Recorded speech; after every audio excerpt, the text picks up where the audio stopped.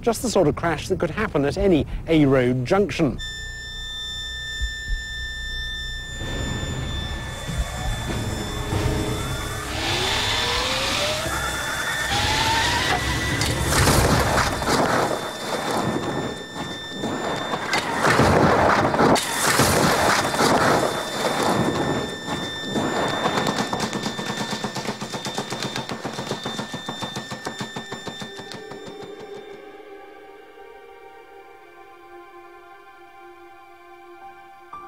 The Civic has been completely wrecked.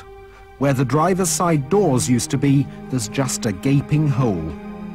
I inspected the remains with vehicle safety expert Roy Quinney.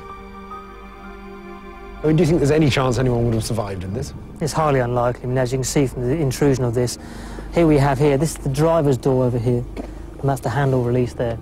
But as you can see through here, that's the leg of the dummy. But if you open this front door here, you'll be able to see the remains of the leg of the driver still in the passenger area down here. It can actually come off? It's detached, yes. It's a massive compatibility problem. The soft side of the car collapses when the stiff front of the 4x4 hits it.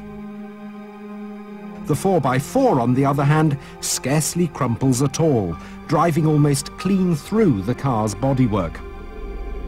From overhead, you can just make out the off-roader's bonnet practically touching the far side of the car's passenger space. Despite the 60-mile-an-hour impact, the 4x4's front sustains very little damage. The bumper and bonnet were deformed by a few inches, but underneath, the chassis rails were virtually undamaged.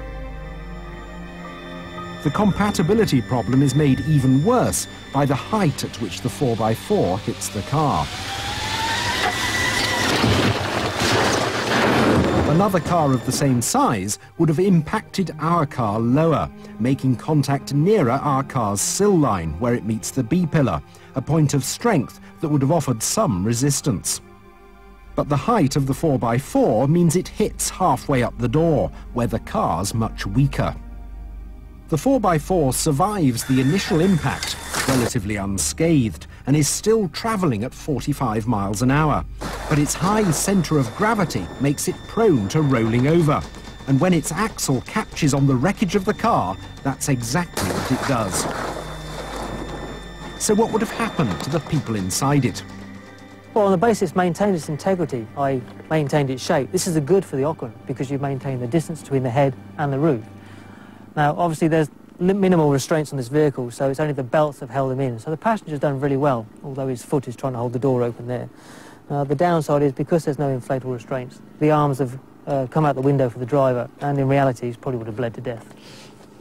So, curtain airbags would have helped here, just to keep your flailing arms inside the cabin. But they wouldn't have helped anyone in the other car at these speeds. Our Honda was over 10 years old, and newer cars now have much tougher side structures, but they still wouldn't cope with a crash of this severity. This is one compatibility problem that technology isn't yet up to solving. Curtain airbags can help you survive a side-on crash with a 4x4 at lower speeds, but when it's doing 60, the forces involved are just too massive.